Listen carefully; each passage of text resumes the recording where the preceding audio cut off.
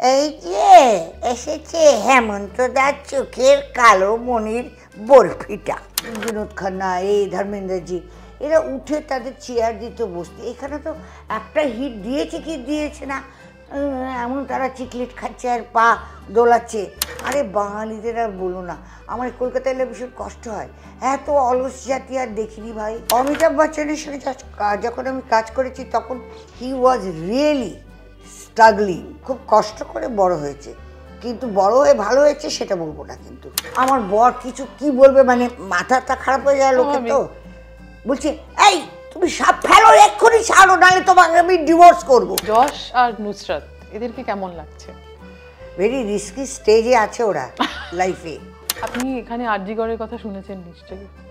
এটা বলো না, আর ভালো লাগছে না শুনতে। চুপিসারে চলছিল আরই ছবির শুটিং। দক্ষিণ কলকাতার সেই বাড়ির অন্দরে হাজির আনন্দবাজার অনলাইন। বাড়ির দরজাতেই নুসরাত ও যশ দাশগুপ্তের দেখা মিলল। দুজনে কাছাকাছি, তবে প্রেম নয়, ঘোরতর কাজের বাক্যালাপ। জুটি থেকে চোখ ফেরাতেই ঘরের মধ্যে তার সঙ্গে দেখা হলো। বালিকা বধূ নাকি ওগবধূ সুন্দর, ভাবার অবকাশ নেই। মা ছেলের গল্প নিয়ে নতুন বাংলা ছবির নাম আরি। অভিনেত্রী মৌসুমী চট্টোপাধ্যায় সেই কারণেই মুম্বাই থেকে ছুটিতে সফরে কলকাতায়।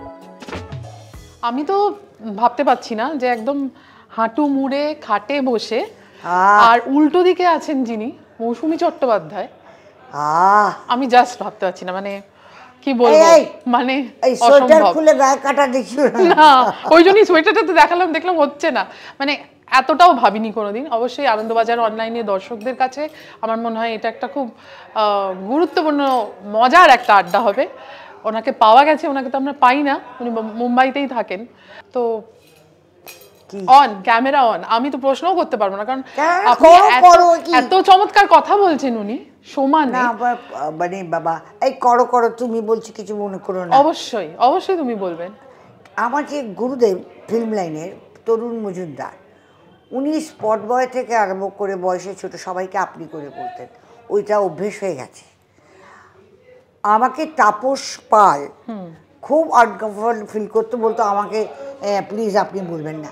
হ্যালো, তোমাদের না সম্মান না নিয়ে এমন অবস্থা হয়েছে, কেউ সম্মান দিলে নিতে পারছো না। আমি রঞ্জিত বাবুকে এখনও আপনি করে কথা বলি। আমি এবারে এসে ওদের সঙ্গে দেখা করার কথা, কারণ কোয়েলের একটা বাচ্চা মেয়ে হয়েছে দেখি, কারণ আমি অনেকদিন বাদে কলকাতায় এলাম, প্রায় 7-8 বছর। তাই? হ্যাঁ, আমার বড় মেয়েটা চলে গেল, তো ওর সঙ্গে থেকে তারপর আমার বরের এখনও মানে ওভারকাম করতে পারেনি। বুড়োকে ছেড়ে আসতে আমার ভয় লাগে, কারণ একমাত্র আমি বকি, আমি বলি, তাহলে কাজের লোকেরা বলে আপনি চলে গেলে দাদা আজকে লাঞ্চ স্কিপ করবে, খাবে না, এই করবে, এরকম করে আর কি। তারপরে আমি একটু আটকাই। হ্যাঁ আটকাও, মানে কোনো বড় আঘাত না ওরকম না, চেষ্টা করো আটকাতে। না, শেষ পর্দা আমার নেই, কিন্তু জানতে চাই কখনো বড় আঘাত আমার জীবনে এসছে, যারা দেখছেন সবার জীবনেই আসছে ফিরে ফিরে, সেটাকে কিভাবে সামলানো যায়? আমার মনে হয় যদি তুমি স্পিরিচুয়ালিজমে বিশ্বাস করো, স্পিরিচুয়াল হও, নদীকে দেখে যদি সমুদ্রের কথা মনে পড়ে তোমার, তখন তোমার কিছু আসবে যাবে না, you are in a higher place. আমি জানি যে আমাদের দেশে যারা আমাদের জন্য সুরক্ষার জন্য কাজ করে, যারা আমাদের মিলিটারি, নেভি, এয়ারফোর্স, তাদের বাড়িতে কি হয়, প্রায় রোজই তো একটা করে দুটো করে মৃতদেহ আসে। মা আবার ওই কাপড় ধরে রাখে যে পরে ছেলেটাকে পড়াতে হবে বা মেয়েটাকে পড়াতে হবে, নইলে ভাত জুটবে না। তো তাদের কাছে আমাদের কি দুঃখ।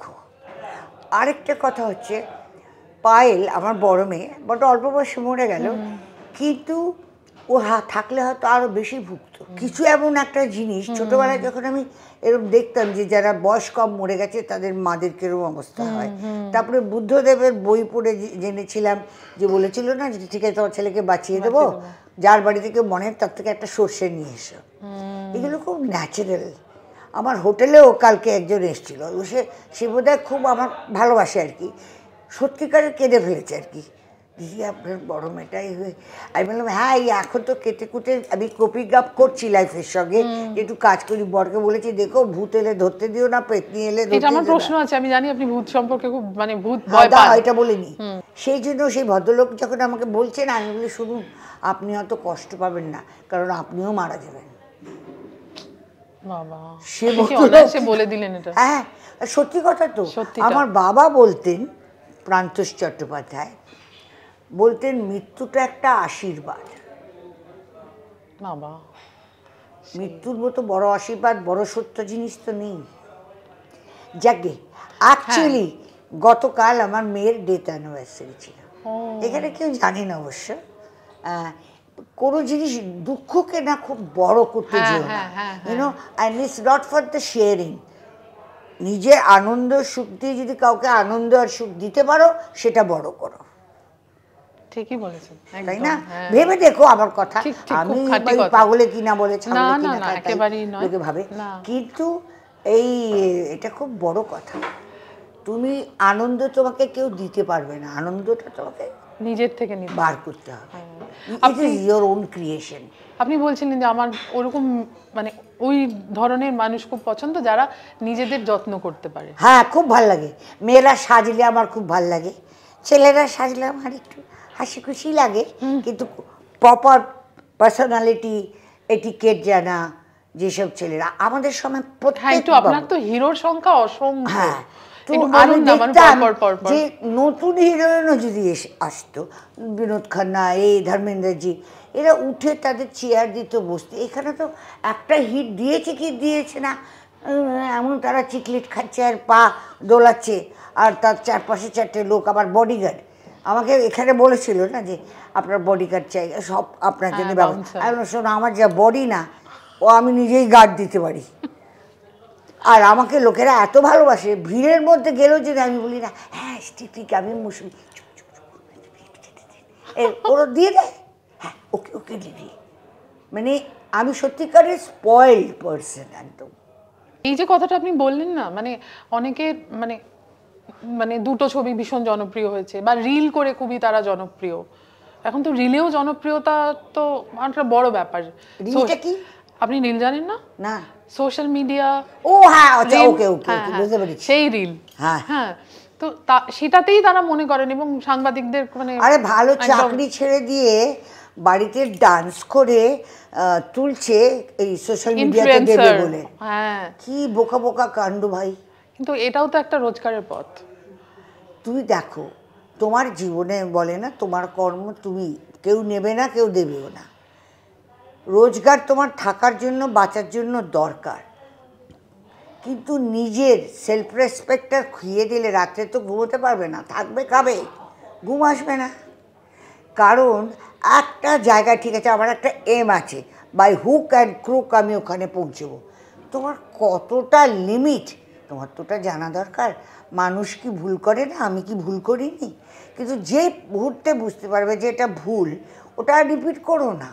আর একটা সার্টেনটি রাখো, আমার একটা বাড়ি চাই তো একটা বাড়ি করলাম, আমার একটা গাড়ি না, আমার 4টে ফ্ল্যাট চাই, আমার লন্ডনেতে বাড়ি চাই, তারপরে গাড়ি চাই, তারপরে 4টে গাড়ি চাই, তারপরে আমার প্লেন চাই, তারপরে তারা কি আর মানুষ থাকে? মানুষের তো বৌদি নেই, তারা পয়সা আর পয়সা, স্ট্যাটাস। অথচ আমি একটা কথা বলি, মনে পড়লো আমার, হেমন্ত মুখোপাধ্যায় ওই হাফ শার্ট আর ধুতি, তা না হেমন্ত মুখোপাধ্যায়ের মতো এত সিম্পল লোক মানে ঠিক ওই জায়গায় থেকে পারবে না। কেন জানি না, লোকেরা এগুলো শেখে না। আর আরেকটা হয় না, লোক ভীষণ চামচাগিরি করে, ওর লোকেরা বুঝতে পারে না, ভাবছে আমাকে খুব পছন্দ করছে। আরে পছন্দ করছে না, তোমার সর্বনাশ করছে। সেই জন্য বলে মানুষের ওই যে বলে সৎসঙ্গ করো। সবাই কি খারাপ হয় না, কিন্তু 2-4টে লোকও যদি তোমার জীবনে আসে যারা তাদের কাছ থেকে তুমি কিছু শিখতে পারবে, বা তোমার থেকে তারা কিছু জানতে চায়, আদান প্রদান, হ্যাঁ ওটাই তো তোমার জীবনের লাভ। আপনি একটু বলুন না, আপনার যেটা বলছিলেন হিরোদের কথা, অসংখ্য হিরোর সঙ্গে কাজ করেছেন, একটু তাদের সম্বন্ধে, মানে তারা কে কত, ধরুন আপনি ধর্মজির কথা বলছেন, জিতেন্দ্র বা বিনোদ খান্না, ইভেন অমিতাভ বচ্চন। হ্যাঁ, অমিতাভ বচ্চনের সঙ্গে যখন আমি কাজ করেছি তখন হি ওয়াজ রিয়েলি স্ট্রাগলিং। ও তখন খুব চেষ্টা করছে, খুব খাটতো। আর ওর একটা ভাই ছিল অজিতাভ, ও সন্ধ্যেবেলা একটা গাড়ি জোগাড় করে নিয়ে আসতো, ওতে উঠেও চলে যেত। আদারওয়াইজ মানে ওকে আমি দেখতাম মানে চুপচাপ একলা বসে আছে, বা হেয়ার ড্রেসার, আমার হেয়ার ড্রেসার তাকে চিনতো, তার সঙ্গে বসে খাবার খাচ্ছে, এরকম ছিল। খুব কষ্ট করে বড় হয়েছে, কিন্তু বড় হয়ে ভালো হয়েছে সেটা বলবো না কিন্তু। কেন? কারণ প্রত্যেক, ওই যে বললাম, এত জিনিস হলে না মানুষের তো একটা কম হয়ে যায়, থাকে না। এটা নর্মাল, এটা আমি তৈরি করিনি। তুমি জানো আমি এই কারোর উপকার করার কথা ভাবতেই পারবে না তারা। তাহলে আপনি শাহরুখ খানকে নিয়ে কি বলবেন? শাহরুখ খানকে নিয়ে কিছু বলবো না, আমি খুব একটা ভালো চিনি না তাকে। আমির খান প্রথমের দিকে খুব আমাকে সঙ্গে কথা বলা, ওর একটা বলেই ছিল যে আমি আপনার ফ্যান ট্যান। তো আর সেফ আলির সঙ্গে আমি কাজ করেছি, যাদের সম্বন্ধে জানি না একদম, তো কি বলবো দুটো কথা। আমাদের মধ্যে একটা হিরো খুব মানে ভীষণ ইগোইস্ট ছিল, আর ওর ওই যে বললাম এত পেয়েছে, সেটা ছিল রাজেশ খান্না, যাকে কাকা বলা হয়। আর সত্যিকারের ওর তো বড় হিট একটা, সব দিক দিয়ে মাথা কি করে ঠিক রাখবে বল? তো ওইরকম হয়ে যায় মানুষ। এই যে মৌসুমী চ্যাটার্জি খুব অল্প বয়সে বিয়ে হয়েছে। হ্যাঁ, সবই অল্প, বিফোর টাইম আমার জীবনে হয়েছে। আমি কি এমনি এমনি স্পয়েলড হয়েছি? আমি বয়স এটাও জানি আমি, যে বয়স অনেক বাড়িয়ে বিয়ে দেওয়া হয়েছিল, যে এত ছোট মেয়েকে বিয়ে করা যাবে না। আমার বালিকা বধূতে একটা কাহিনী শোনাচ্ছি তোমায়, শোনো। আমাকে টিনেজার দেখাতে হবে, কিন্তু আমি টিনেজার নই। সন্ধ্যা রায় ছিল বলে ওটা তৈরি হয়েছিল ভালোভাবে, দুবার তরুণ মজুমদার বলেছিল বন্ধ করে দাও। আমাকে শাড়ি পরাতো আর কাপড় পরাতো সন্ধ্যা রায় আর সাগরিকা দি, জুই ব্যানার্জির দিদি। আচ্ছা, বুঝেছো? তো লেডিসন থেকে ব্লাউজ আর পেটিকোট বানানো হলো। তখনও লেডিসন ছিল? হ্যাঁ, তখন জাস্ট খুলেছে, আর সিনসিয়ার লোকেরা কাজ করতো। ওরা একটুখানি প্যাড দিল যাতে তবে টিনেজার লাগো, পেটিকোটও একটু প্যাড দিল যাতে আছে, কিছু তো নেই তখন। তো না আরো হাসছে, হাসাও, বিকজ এগুলো প্র্যাকটিক্যাল বলছি, যে বুদ্ধি। কাপড় চোপড় পরিয়েছে, টাইট হয়ে গেছে। আমি জিজ্ঞেস করছি এটা কেন? আমি পরবো না, টাইট। বলছি তো শুটিংয়ের জন্য পড়াচ্ছি, প্যাকআপ হলে খুলে দেবো। ঠিক আছে। যেই তরুণ মজুমদার ওখানে বলেছে প্যাকআপ, আমি ওইখানেই খুলতে পারবো। হ্যাঁ, আর সবাই বলছি কি হলো, তাড়াতাড়ি করে তরুণ মজুমদার একটা আলোয়ান ছিল, উনি গায়ের উপর দিয়ে বললো, ও যেরকম ভাবে বসে আছে ওকে ওরম ভাবেই মেকআপ রুমে নিয়ে যাও। কি কাণ্ড! আর আমি তো ভ্যা করে কেটে ফেলেছি, আমি বলছি বাবা কি করেছি। তারপরে আমি বললো ওরকম করতে নেই, মেকআপ রুমে এসে জামা কাপড় খুলে তারপর তুমি ফ্রক পরো। আলাম ঠিক আছে, ফ্রক পরো। হ্যাঁ, কিন্তু আমাকে এত দেখেছে, আমি বড় বড় লোকের সঙ্গে কাজ করেছি, আমার পায়ে ফোসকা পড়ে গেছিল জানো। কোনারকের সিন ছিল, ও দৌড়চ্ছে এই রোদে, সৌমেন্দু রায় আমার ক্যামেরাম্যান ছিলেন, আমার পায়ে না লাল হয়ে ফোসকা পড়ে গেছে। রাত্রিবেলা আমি তো ঘুমিয়ে পড়েছি, টায়ার্ড। আমার জন্য দুজন মেয়ে ছেলে ওখানকার গ্রাম্য রাখা হয়েছিল, যে কে দেখবে। আমি হঠাৎ দেখছি আমার পায়েতে একটু কেরম লাগছে। তনু কাকু, তরুণ মজুমদার, আমার পায়েতে না তেল মাখাচ্ছে পায়ের তলায় করো। আর ওই যারা কাজের ছিল লোক, হেল্পার, তাদেরকে দেখাচ্ছে যে দেখো এরম করে করো, ও তাহলে ঘুমিয়ে পড়বে ব্যাটাতে। আমি এগুলোকে ভুলবো না, তো এগুলোই হচ্ছে আমার আশীর্বাদ। বলছিলেন যে ঋষিকেশ মুখার্জি জল পড়েছে নিজে। হ্যাঁ, আর এখন বাচ্চা বাচ্চা ছেলেমেয়েগুলোর কি ডাট রে বাবা, এটা আমার কাজ নয়। কিন্তু আমি বললাম এই এটা করে দে না, তো ওর দেখছিস তো ওটা আমার কাজ নয়, আমি ডাইরেক্টর ডিপার্টমেন্টে। আমি কি বলি তাতে ভেবে পাই না। আমি বলি ঋষিকেশ মুখার্জিকে দেখো জল পড়েছে, কেউ এই পোচ পোচ বলার পরে তারপরে মোচ না পোচ বলে একজন মেকআপ ম্যান এসে মোচ লাগিয়ে দিল। আমাদের বাংলায় একটা বলে মুছে দেয়। তারপরে ঋষি কাপুর নিজেই দেখি উঠে একটা গামছা একটা কাপড় নিয়ে পুছে দিচ্ছে। তো এইটা তো আমি এগুলো দেখে দেখে বড় হয়েছি। আমি হচ্ছে টেকনিশিয়ান। আর আমার টেকনিশিয়ান মানে ছোটবেলাতে আমি তো ক্যামেরা বুঝি, ক্যামেরাম্যানকে জিজ্ঞেস করো। বলছিলেন যে আপনি, নুসরাত বলছিল আমাকে, উনি সারাক্ষণ বলছেন যে এই লাইট, এই ক্যামেরা। হ্যাঁ, আমি বললাম এটা হলো না ঠিক। জিৎ বলছে থ্যাংক ইউ দিদি। আর মানে আমাদের চিন্টু ক্যামেরাম্যান, সেও আমায় বলছে থ্যাংক ইউ, ঠিক বললেন। আমি ঠিক বলে কিছু প্রেস্টিজে নিও না বাবা, আমি আজ আছি কাল নেই, নিজেরা ভালো করে কাজ করো। কাজেরও একটা আনন্দ আছে। 100তম ছবি এটা, এই যে? না, তার জানি না, আমি হিসাব করিনি গো। আপনি বোধহয় কোনো কিছুই আপনার কাজের হিসেব করেননি। না, মানে কাজ পেয়েছেন, কাজ করেছেন, এরকমও নয় যে এই কাজটা আমি আমাকে করতেই হবে নইলে আমার জীবন শেষ হয়ে যাবে, এরকমও নয়। এটা কখনো ভাবিনি আমার জীবন কেন শেষ হবে ভাই। আমার বাবা ভালোবাসে, মা ভালোবাসে, আর তো বন্ধু বান্ধব সবাই ভালোবাসে, তো কেন আমি ভাই? আমার বড় মাইমা ভালোবাসে, বড় পিসিমা ভালোবাসে, আমার দিদিমা ভালোবাসে। না, আমি এগুলো বিশ্বাস করি না, কারণ দুঃখটা তোমার হাতে। তুমি যতক্ষণ ধরে থাকবে, ধরে থাকো, তারপর হাত ব্যথা হবে। আর সুখটা তোমার ভেতর থেকে আসা দরকার। ওই ক্রিয়েশন ক্ষমতাটা ঠাকুরের কাছে চাও, যে আমি যেন নিজেকে আনন্দে রাখতে পারি। এখানে কিরম লাগছে কাজ করে আড়িতে? আমার আড়িতে জিৎ চক্রবর্তীর জন্য ছবিটা করলাম। একটা বাচ্চা ছেলে বম্বেতে গেছে, এসে আমার পায়ের কাছে বসে গল্পটা আপনি একবার শুনে নিন, তারপর শোনার পরেও চোখটা ছলছল করছে। আপনি যদি না করেন না দিদি, সত্যি এই রুলটা আমি কাউকে দিয়ে করতে পারবো না, এই প্রজেক্টটা বন্ধ করতে হবে।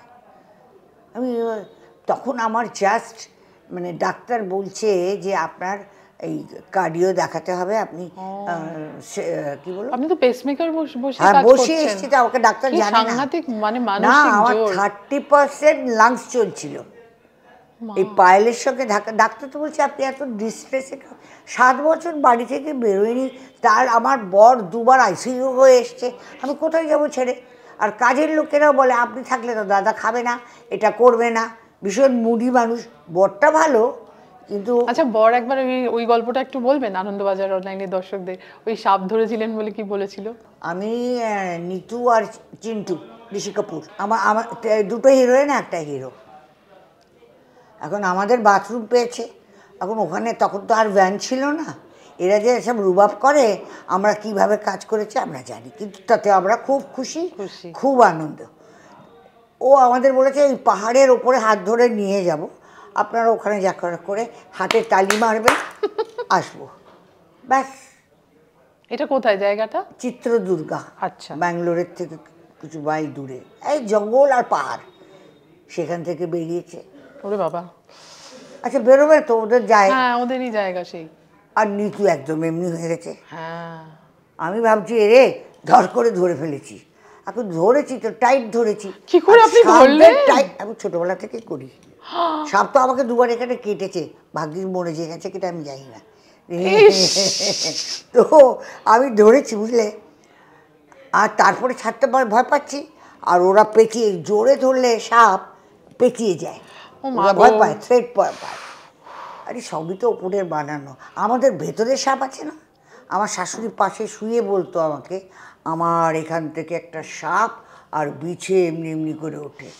আমি বললাম তুমি ডাইনির পুনর্জন্ম কি আগের জন্মে ছিলে জানি না, এরকম কথা আমি কোনো মামাসিদের মুখে শুনিনি। হ্যাঁ, আমি রাত্রেবেলা খালি দেখতাম সে জেগে আমায় ধরবে না বসে ধরবে কি জানি এরকম। বাবারে। আচ্ছা, তারপরে? এটা হচ্ছে বেলা মুখার্জি। হ্যাঁ, তাই তো। তারপরে কি চিন্টু চিৎকার করতে, আমার কাছে সবাই চিৎকার করছে, আর বাবু আমার বর তখন তো এত 5 স্টার হোটেল ফোটেল ছিল না, এমনি চান করতে গেছে বেচারা, ও টাওয়াল পরে বেরিয়ে এসছে। কী হয়েছে কী হচ্ছে? এই মৌসুমি রাতে দেখো সাপ। আমার বর কিছু কি বলবে, মানে মাথাটা খারাপ হয়ে যায় লোকের, তো বলছে এই তুমি সাপ ফেলো, এক্ষুনি ছাড়ো, নাহলে তোমাকে আমি ডিভোর্স করবো। আমি বলি ডিভোর্স করো, যাচ্ছি করো, আমি ছাড়লে তো মরে যাবো বাবা, আমি ছাড়বো না। তারপরে সাপওয়ালাকে ডাকলো, সাপওয়ালা এলো, ওরা কি একটা মুখের মধ্যে একটা নলির মতো ঢোকালো, একটা ডিম ফাট করে দিল, দিয়ে ফট, আর আমাকে প্রথমে বললো যে হাতটা লুজ রাখুন, আপনি ততক্ষণ ধরে আছেন। ও ফ্যাটস অফ, বাপরে। দেখো মৃত্যু তো একদিন আসবেই, এখন তুমি বাঘের হাতে মরবে কি বরের হাতে মরবে কেউ জানো না। বেলা মুখোপাধ্যায় হেমন্ত মুখোপাধ্যায় দাম্পত্য কেমন ছিল সেইটা খুব জানতে ইচ্ছা করছে। দেখো আমার শাশুড়িও মরে গেছে, শ্বশুরও মরে গেছে। আমার জ্যাঠ শাশুড়ি সে সব কথা জানতো, আমায় বলতেন, এখন সে তিনিও নেই। হেমন্ত মুখার্জি এত সিম্পল আর এত কী বলবো হায়ার স্ট্যান্ডার্ডের সোল ছিল, উনি সবই অ্যাডজাস্ট করে নিতেন, এর বেশি কিছু বলবো বুঝতে পেরেছি। হ্যাঁ, বুঝেই গেছি। হ্যাঁ, অন্য ক্ষমতার মানুষ আর কি। অন্য ক্ষমতা আর সহ্য শক্তি প্রচুর। আপনার সঙ্গে কেমন একটা সম্পর্ক মেয়ে ছিল? বিয়ে করেছে, আমার বাবা মা দুজন মিলিয়ে হেমন্ত মুখার্জি ছিলেন বম্বেতে। এই হেমন্ত মুখার্জি যেদিন মরে গেলেন না, সেদিন আমি বুঝতে পারলাম যে বম্বেতে আমি কিন্তু অনাথ। উনি নিজের ছেলেকেও অত ভাবেননি, চিন্তা করেননি, না নিজের মেয়েকে। উনি যে ভালোবাসা আর যে রেসপেক্ট আমায় দিয়ে গেছেন। পায়েল তো ওনার চোখের মুনি ছিল, ওটা বলতো আমার মাসি শাশুড়ি, আমাকেও বলতো দেখলে, এই যে এসেছে হেমন্তদার চোখের কালো মনির বরফিটা। আমি ভাবছি যাকে বোধহয় বরফি ভালোই বলেছে বোধহয়, তো আমি ভাবছি ভালোই বলেছি। পরে বুঝতে পারলাম যে আমাকে টোন মারছে। ওকে, তুমি বোঝো না, তোমার কোনো কিছুই খারাপ লাগবে। সেই সেই সেই সেই সেই যশ আর নুসরাত এদেরকে কেমন লাগছে? ভেরি রিস্কি স্টেজে আছে ওরা লাইফে। দুটোই ভালো, মানে নুসরাতটা তো ভারী মিষ্টি মেয়ে। আমি তো নুসরাতকে প্রথম দিয়ে আমার তো যেন কথাবার্তা ছিঁড়িছান।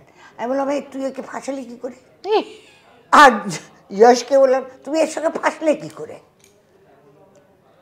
খুব মিষ্টি, খুব সিম্পল, আর আমায় ভীষণ ভালোবাসে, খুব ভালো রেখেছে, খুব সম্মানে রেখেছে। আর যশ বেশি কথা বলে না, কিন্তু কন্ট্রিবিউশন করে। ওর কন্ট্রিবিউশন, ওটা আমি মাথাটা সারাক্ষণ কাজ করে। নুসরাতকে বলেছি, ও বলছে আমার জন্য আমার বড় আমায় ডাইনি বলে। আমি ভালোই বলে, ও আমার ছেলে তো আমার সঙ্গে বড় হয়েছে, ও ডাইনি কারের ভয় জানে, এই কথাটা। তারপরে আমি বলছি দেখো তোমার বোন যায় না, ও তোমার না আমায় ভালোবাসে না। আমি বললাম ভালো যারা বাসে তারা এই ভালোবাসে বলে কখনো বলেই না। তারা তোমার জন্য কি করছে বা কি করেছে বা কি করতে পারতো করেনি, সেটা দেখো।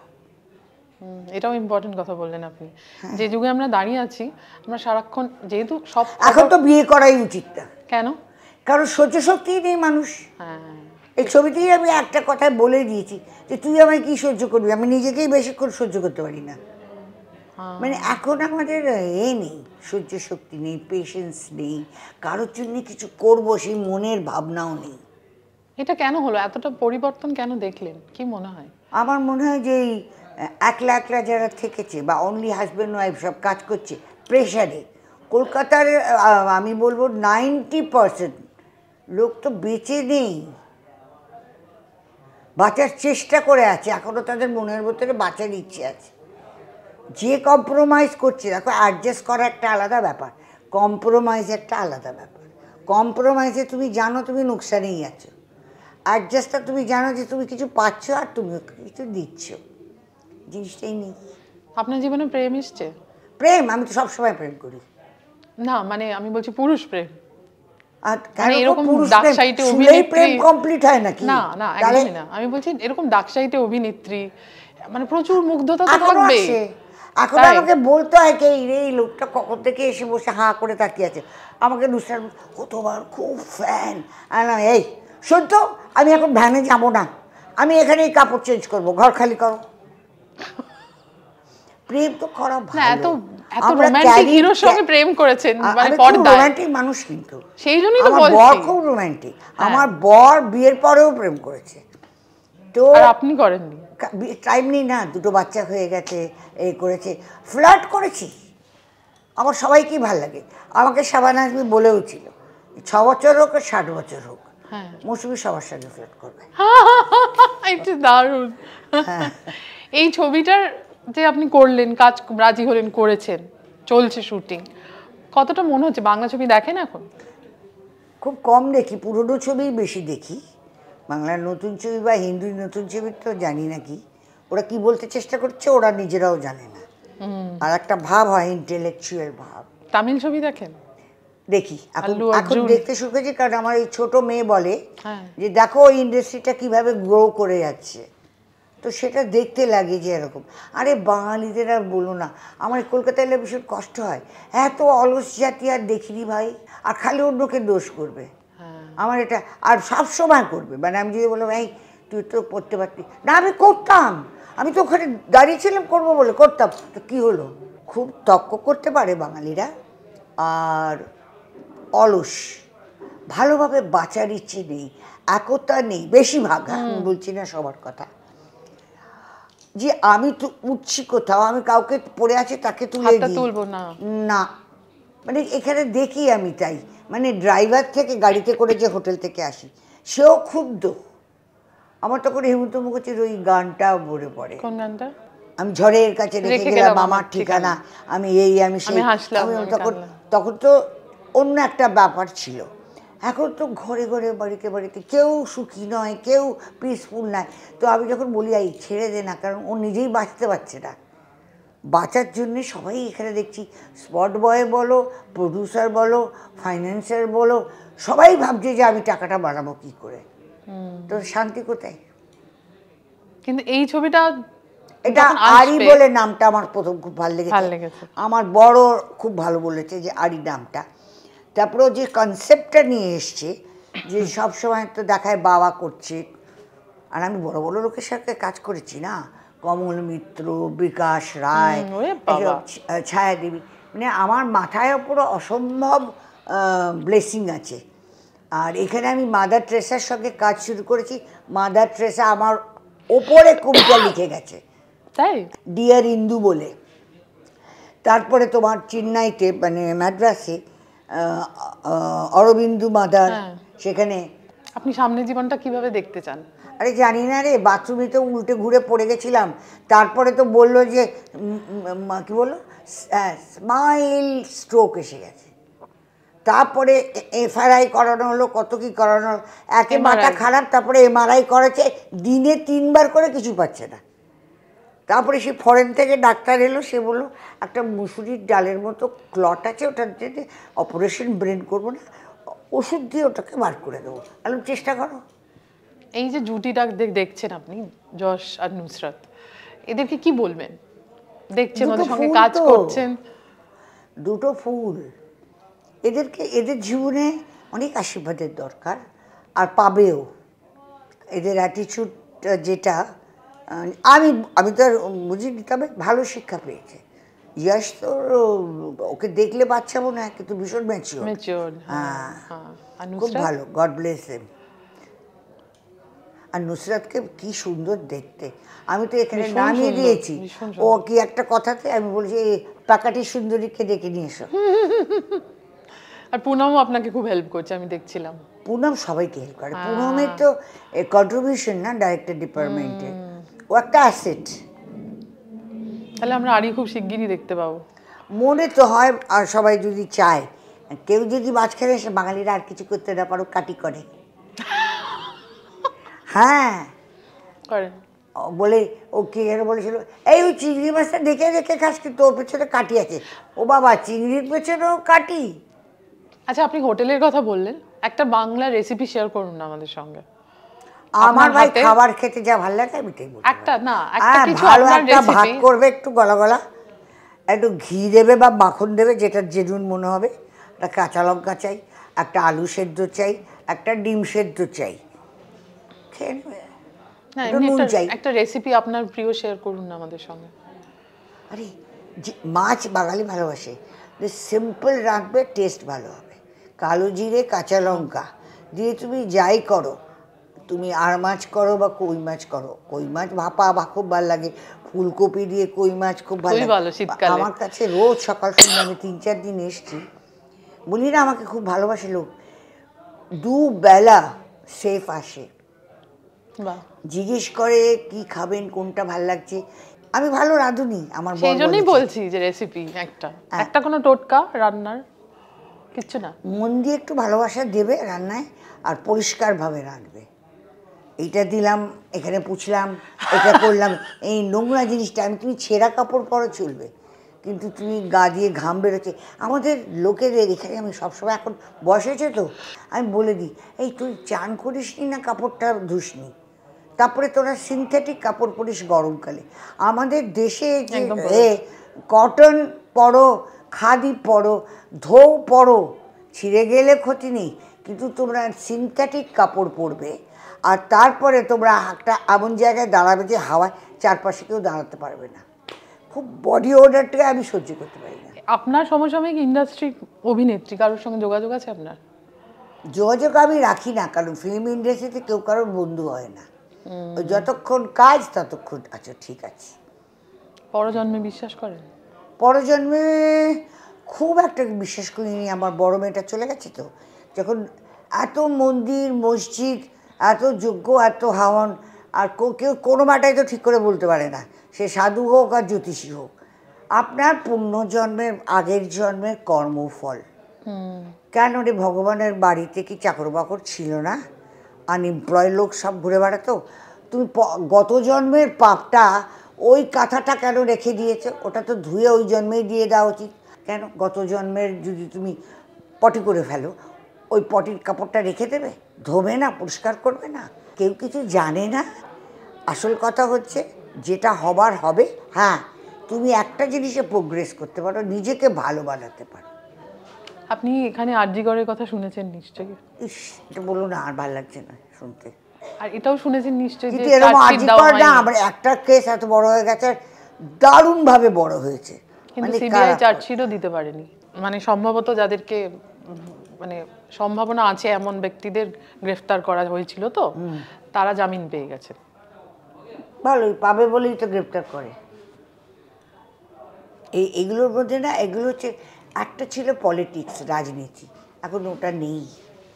রাজনীতি নোংরা নই, আমরা নোংরা করে রেখেছি, এটাকে ঘেটে নোংরা করেছি। তুমি একলা খাবে এরও একটা মনোভাব নিয়ে সবাই চলছে রাজনীতিতে। এইটা ঠিক নয় আমার মনে হয়। আর যার জন্য কেউ পলিটিক্যাল সায়েন্স পড়ায় না বাচ্চাদের, আমাদেরই আত্মীয়। আরে কোনো ভদ্রলোক পলিটিক্স লাইন জয়েন করে কেন? আর তোমরা তার বিষয়ে ডিসকাস করবে, তাকে যাতা বলবে, অথচ তোমরা তাতে ইন্টারেস্ট নেবে না, তো কী করে জিনিসটা ভালো হবে?